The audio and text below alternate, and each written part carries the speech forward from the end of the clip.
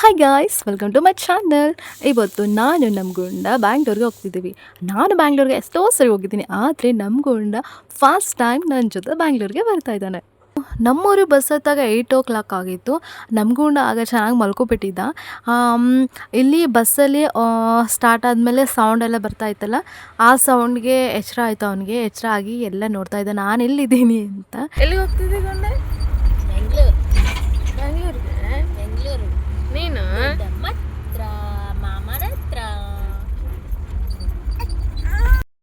Sleeper ಕೋಚಲ್ಲಿ ನಾನು ಅಂದ್ಕೊಂಡೆ ಚೆನ್ನಾಗಿ ಮಲ್ಕೊಂಡು ಹೋಗ್ಬೋದು ಅಂತ.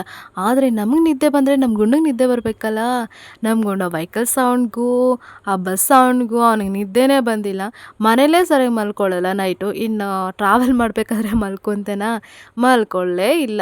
ನೈಟು 2:30ಗೆ ಮಲ್ಕೊಂಡು ಅವನು ಮಾರ್ನಿಂಗು 6:30ಗೆ ಎದ್ದ ತಕ್ಷಣ ನೋಡಿದ್ದು ನನ್ನ ಫೇಸಲ್ಲೇ. ಎದ್ದ ತಕ್ಷಣ ಬಿಲ್ಡಿಂಗ್ಸು, ವೆಹಿಕಲ್ಸು ಇವನ್ನೇ ನೋಡ್ತಿದ್ದ. ಯಾಕೆ ಅಂತಂದರೆ ನಾವು ಅಷ್ಟರಲ್ಲಿ ಬೆಂಗಳೂರು ರೀಚ್ ಆಗಿದ್ವಿ.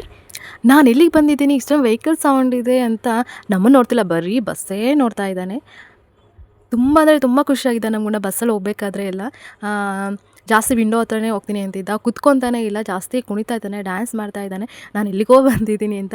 ಇಷ್ಟು ದಿನ ಮನೇಲಿ ಇದ್ದು ಬೋರ್ ಆಗಿತ್ತು ಏನೋ ಗೊತ್ತಿಲ್ಲ ಪಾಪ ನಮ್ಮ ಗುಂಡಂಗೆ. ಇವತ್ತು ಫ್ರೀಡಮ್ ಬಂದುಬಿಟ್ಟಿದೆ. ಫುಲ್ಲು ಟ್ರಾವೆಲ್ ಮಾಡಿದ್ದಾನೆ, ನೈಟು ಟ್ರಾವೆಲ್ ಮಾಡಿದ್ದಾನೆ, ಬೆಳಗ್ಗೆನೂ ಟ್ರಾವೆಲ್ ಮಾಡಿದ್ದಾನೆ. ಫುಲ್ ಖುಷಿಯಾಗಿದ್ದಾರೆ ನಮ್ಮ ಗುಂಡ.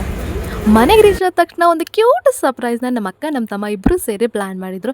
ನನಗಂತೂ ತುಂಬ ಇಷ್ಟ ಆಯಿತು ಸರ್ಪ್ರೈಸು. ನಾನು ಎಕ್ಸ್ಪೆಕ್ಟ್ ಮಾಡಿರಲಿಲ್ಲ, ಅದಕ್ಕಿಂತ ತುಂಬ ಚೆನ್ನಾಗಿ ಕ್ಯೂಟಾಗಿ ಮಾಡಿದರು.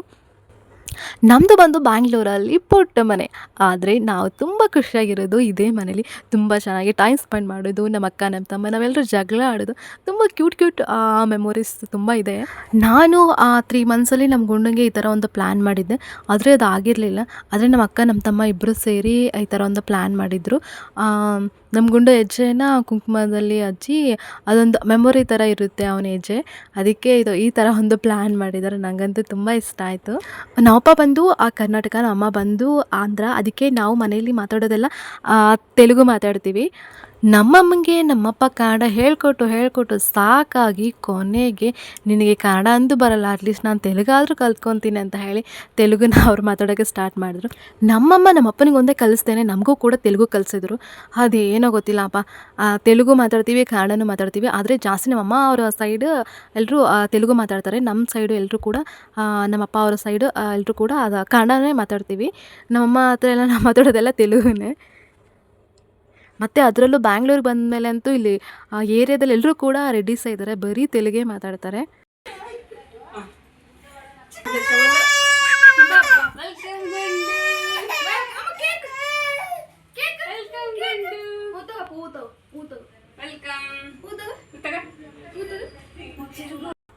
ಫ್ಲವರ್ ಇಸ್ಕೋಬೇಕಾದ್ರೆ ಅವನ ಎಕ್ಸ್ಪ್ರೆಷನ್ ನೋಡಿ ಥ್ಯಾಂಕ್ ಯು ಅನ್ನೋ ಥರ ಇದೆ. ಕೇಕ್ ಇಟ್ಟಿದ ತಕ್ಷಣ ಅಂತೂ ಬೇಡ ಅಂತ ಹೇಳ್ತಾನೇ ಇಲ್ಲ, ಕೇಕು ಬಾಯಲ್ಲಿ ಇಡ್ತಾನೆ ಅವರೇ ತಿಂತಾನೇ ಇದ್ದಾನೆ. ನಮ್ಮಮ್ಮ ಫ್ಲವರ್ ಕೊಟ್ಟಾಗಂತೂ ತುಂಬ ಚೆನ್ನಾಗಿ ರಿಸೀವ್ ಮಾಡ್ಕೊಂಡ. ಈ ವಿಡಿಯೋ ಫುಲ್ವರೆಗೂ ನೋಡಿ, ತುಂಬ ಕಾಮಿಡಿ ಇದೆ.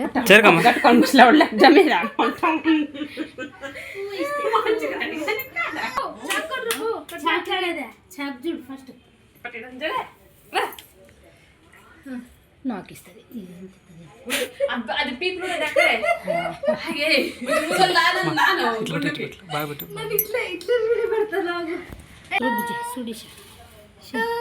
కేక్ కనపడಲ್ಲ.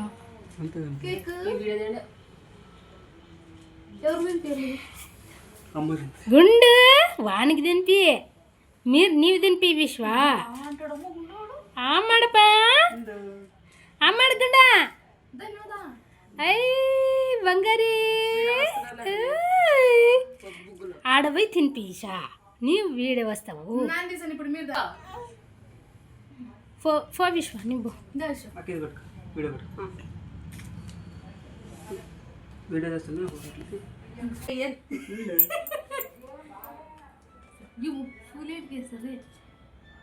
గుండా గుండా. ఇక్కడ చూడు గా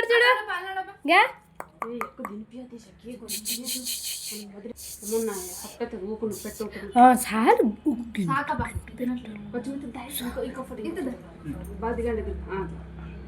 గుండయ్య గుండా ಬಂಗಾರಿ ಇಲ್ಲಿ ನೋಡಿ, ಇಲ್ಲಿ ಬಾ ಬಾಪ.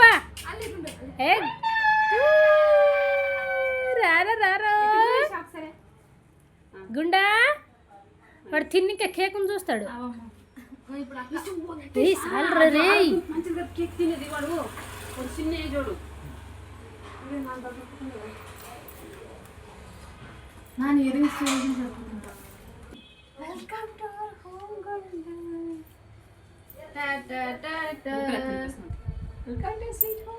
ಗಟ್ಟಿగా గుండు గుండు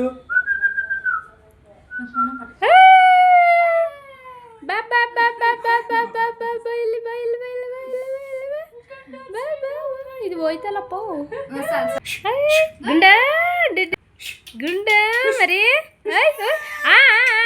బాబా బా ఇల్లు బా మరి ఇల్లు బా ఇల్లు బా ఇల్లు బా ఇల్లు బా గా గా గుండు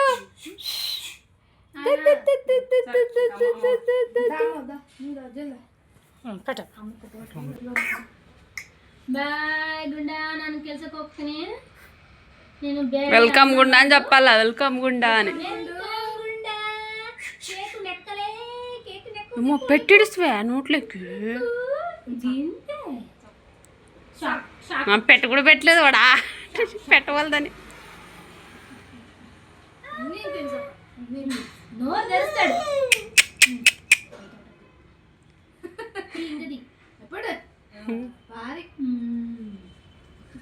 నీకు ఒక్కరికి పెడతారే, నా బిడ్డ పెట్టలేను నేను.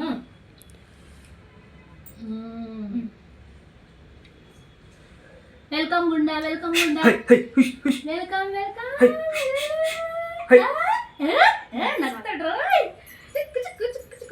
అనా సోలా ఇంకా